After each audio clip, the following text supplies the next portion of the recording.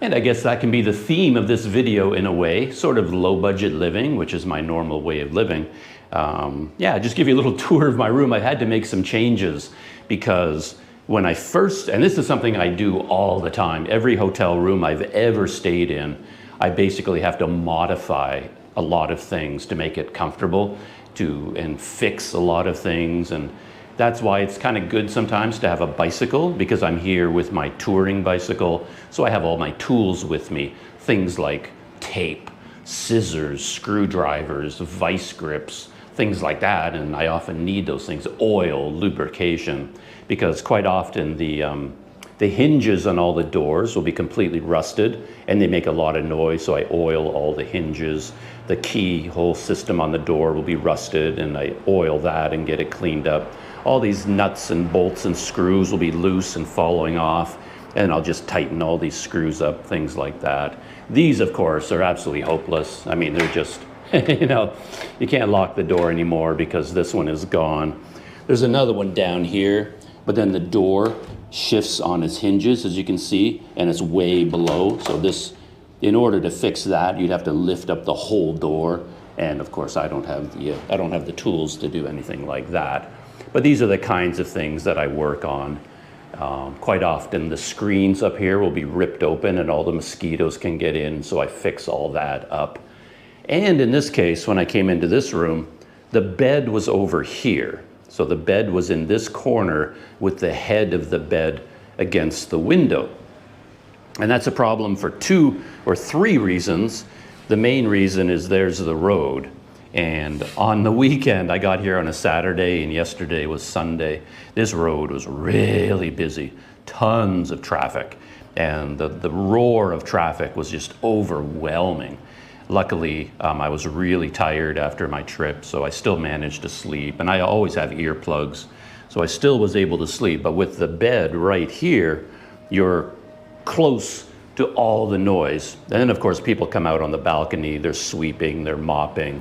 And then, of course, you get just a lot of activity right outside your room.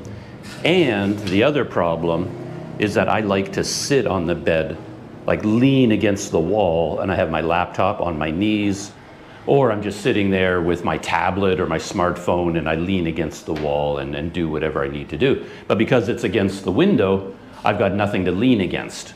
So this spot for the bed was completely wrong, and I was trying to figure out where else I can put the bed. And then I eventually moved the bed to this corner, because that just makes much more sense to me. You're sleeping this way, your head is over here, your ears are over here, far away from the noise of the traffic, or as far away as you can get. So it's much quieter back here. And then you can just prop yourself up against the pillow and lean against the wall. So that makes the bed much more comfortable, much more useful. But the problem was that the TV was in that corner. And the reason they arranged the room this way is because the cable for the TV comes down here. And that's where they had to put the TV. So then they had to put the bed somewhere else. Because of the shape of this room, I guess, they weren't able to arrange the TV bed combination any other way. But anyway, I unplugged the cable. There were 2 cable lines going in there for some reason. You can see there's 2 of them there. I don't know why. But anyway, I unplugged both cables and then unplugged the TV, just moved it over here. And then I moved the bed over here. And of course, that involved a lot of cleaning because the area under the TV and the area under the bed was just filthy, hadn't been cleaned for who knows how long. So I had to clean the floor, clean all that. And now at least I have a comfortable bed. And of course, I've had to figure out how to plug everything in. Luckily, there was an outlet over here. And then I've got my power bar down here, so I can plug everything in. But I also have a kettle, and then the kettle is difficult to plug in because you have another plug over here, but then there's nothing here. There's no table or anything. So then you have to figure out, how do I plug in my kettle and yet have my kettle resting on something, or yet another extension cord. It just goes on and on and on. And I like to have a nice bright room, and budget hotels tend to be quite dim. And so I always have my own light here. And then that lights up the room quite nicely at night. And another weird thing about this budget room is that it does have a fan, but the way it's organized, the fan is right underneath the light. So as the fan is whipping around, I don't know if you can see it, but there's a flashing light, right? Just like you can see the light flashing, flashing, flashing, and that gets really annoying over time. So then what I do, because I have my own light, I can turn off this light, and then I have that light by the bed, and then we no longer have the strobe effect of the main light, which I kind of like. You know, this is how budget rooms operate. You know, there's a lot of tricks involved. And what else? Oh yeah, the bathroom's kind of interesting. Yeah, budget rooms take a lot more energy than regular rooms. So for example, when you use the bathroom, it takes more physical effort. There's no sink, for example. So oh, there goes a mosquito. I have a story about mosquitoes. There's no sink. So if you're shaving or brushing your teeth or whatever, the only water is over here. And of course, there is a shower, but for some reason it won't work. There's like a tap here I can open, but nothing happens.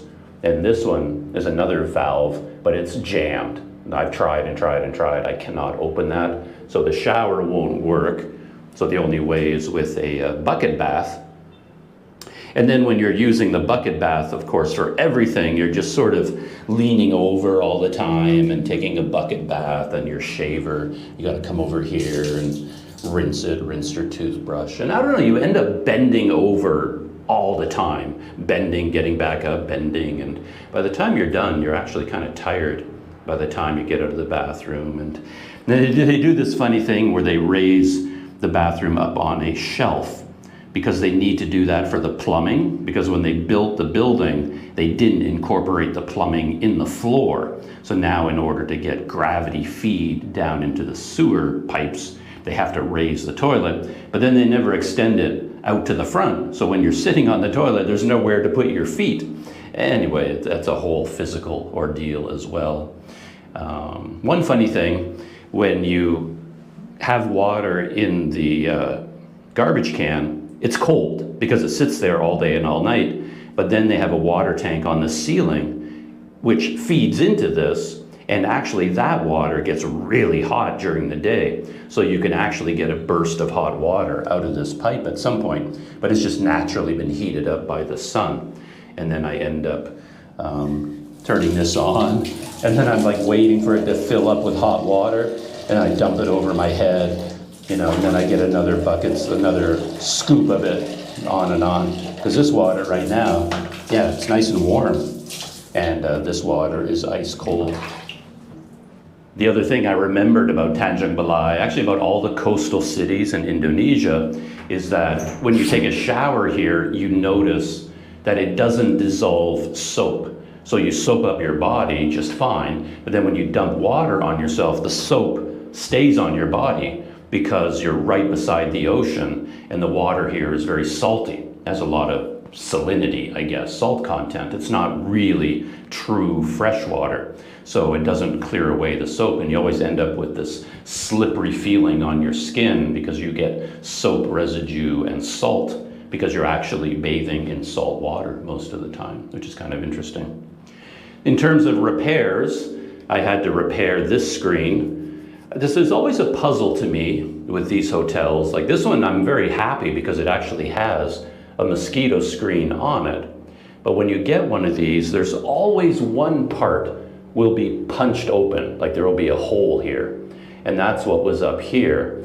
And I noticed last night, I was bitten by mosquitoes, but I never, ever, ever saw the mosquitoes anywhere. Oh, there goes one right now. There's still one. I've been trying to kill this one for a while. There it is over there. And that one bit me during the night. It's actually full of blood.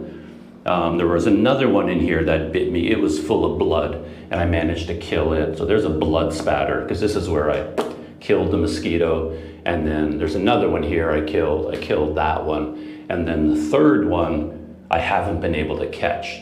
So all three of those mosquitoes, they bit me during the night, but they were in the bathroom. So it's like, how in the world did that happen? So they must have come in through that opening, and then somehow I kept the door closed, but there's a gap up here at the top.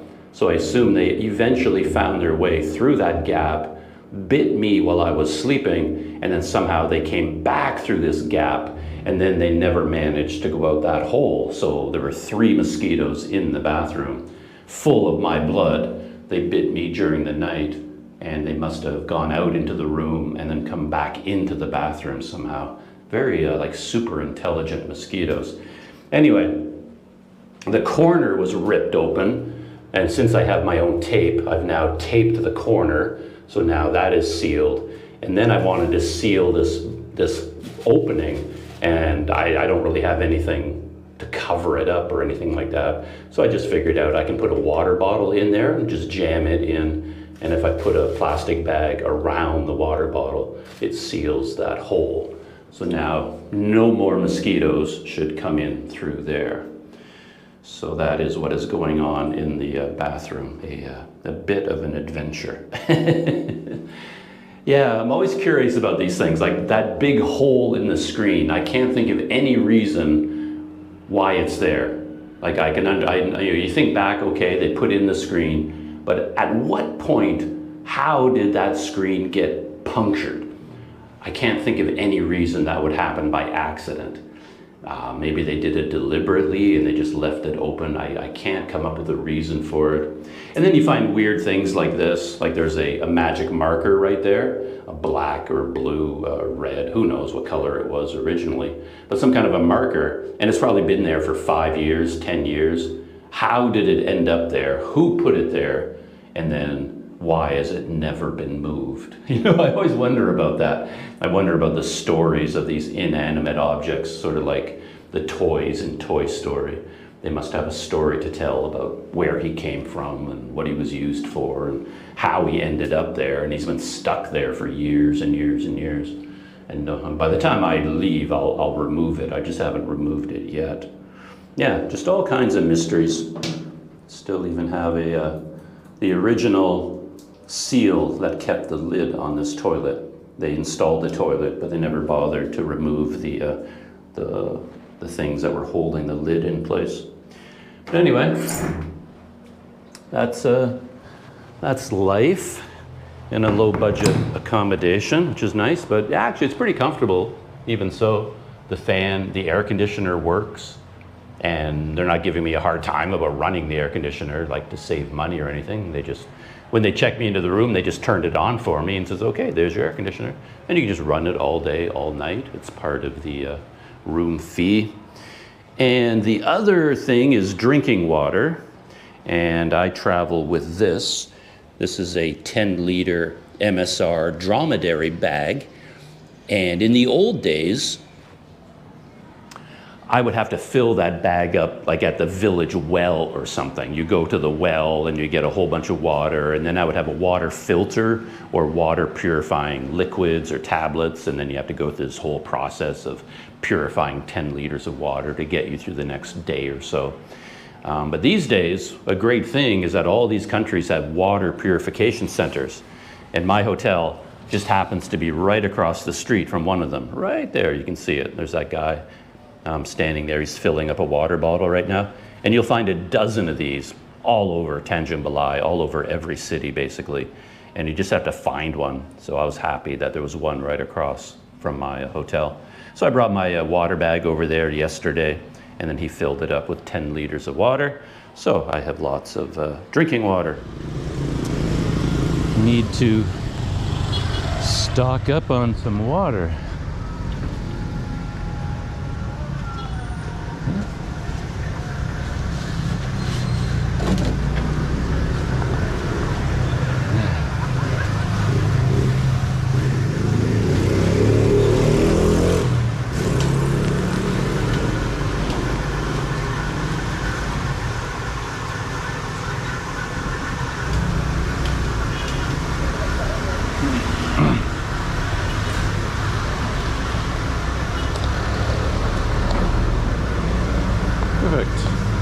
Got it.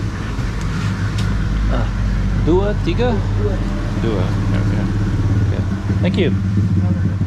Terima kasih.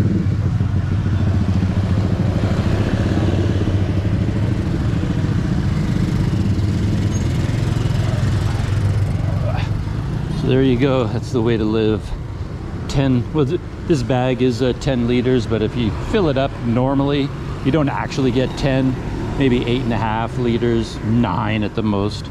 But for 2,000 rupiah, good to go.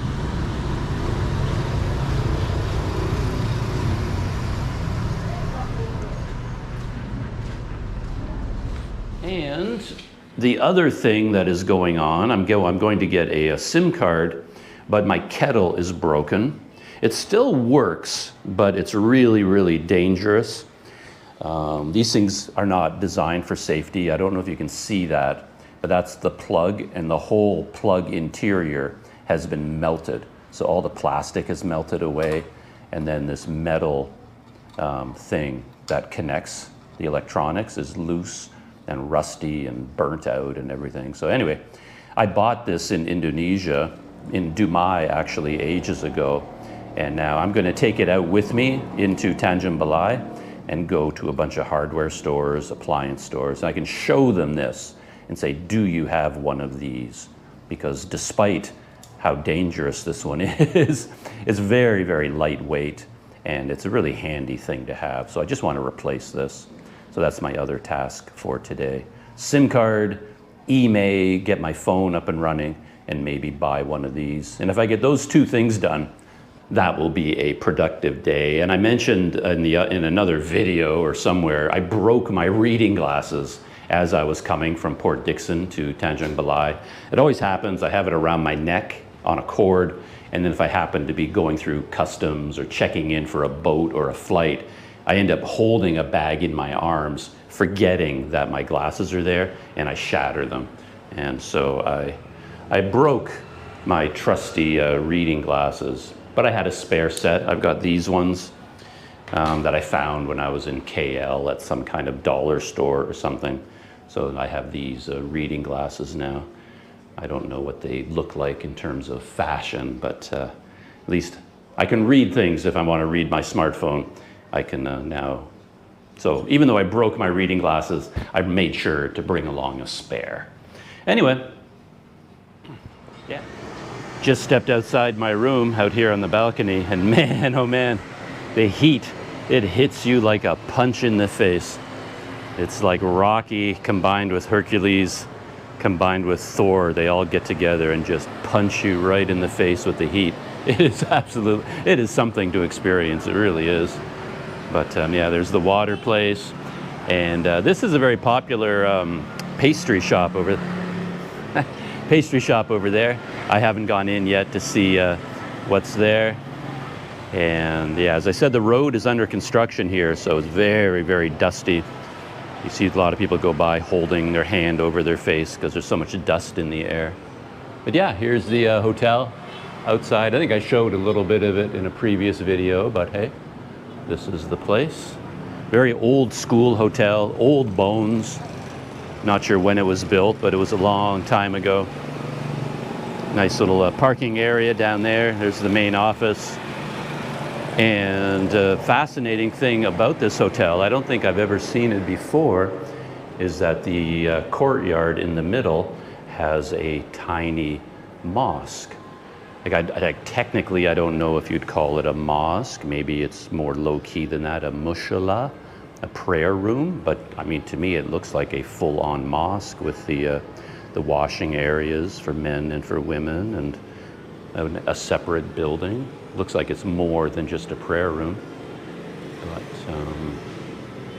yeah, I don't think I've actually, oh, here's the router, by the way, for the internet. I showed this, I think, in a quick video already, but there's the main router. I think it's the main one. And then my room is on the other side of these cement stairs, this cement wall, that cement wall, and two more cement walls. My room is down there at the end, so it's almost impossible for the Wi-Fi signal to reach there, which is a bit unfortunate. And I discovered yesterday that you can go up on the roof. Yeah, I've been thinking about just setting up my computer out here, and then I have a direct line on the router over there. But yeah, you can go up on the roof. That's where they dry all the laundry. And from here you can see the neighborhood.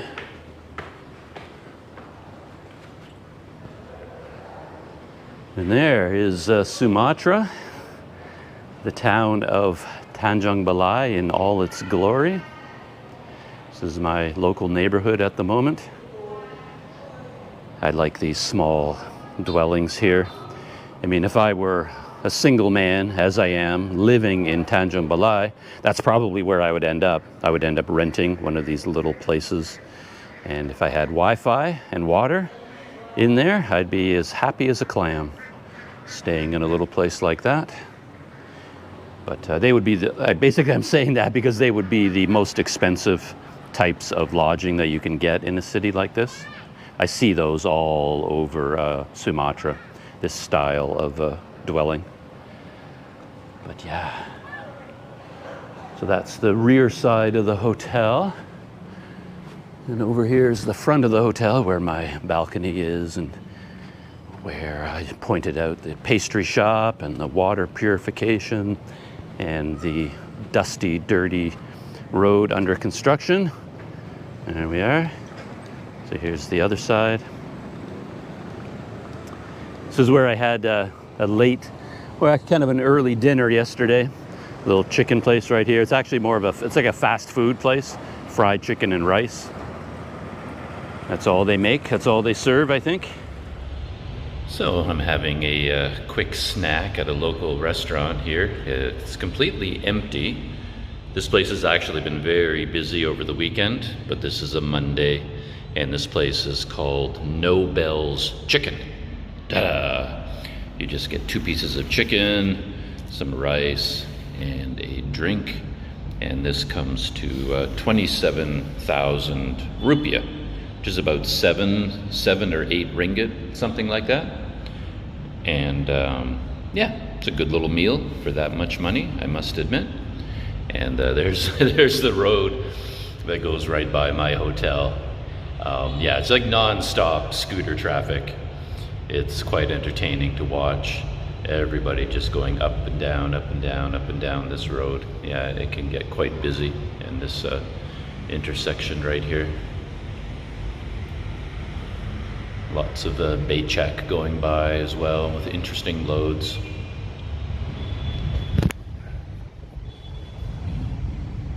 And this is me at the table, just about to enjoy my chicken. I've got my tablet set up here. I can watch a little bit of video while I'm enjoying dinner. And what else was I going to say? Oh yeah, the mosque. There's the main mosque for this neighborhood. So of course, throughout the day and throughout the night and the morning, early morning, you're always hearing the call to prayer from that mosque. It's quite loud, of course. That's part of the deal of spending any time in Sumatra.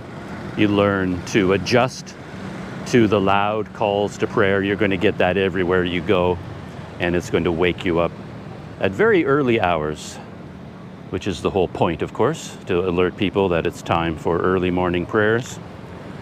But yeah, a whole bunch more. I think these are like low budget sort of housing. There's these long buildings here, a row of apartments on either side all the way down to the end. All right, my bike is down there somewhere. Inside, it's actually behind the mushola, behind that mini mosque. I could lock it up indoors safely, and I didn't have to carry it all the way up the stairs to my room, which was nice, which is what I normally do. I just bring bicycles right into my room just because it's more secure and nobody interferes with the bike or plays around with it. And I get to kind of work on the bike and adjust things during the night. It's nice to have the bike right there in the room with me. But anyway, let's go get on the bike and head to Telkomsel.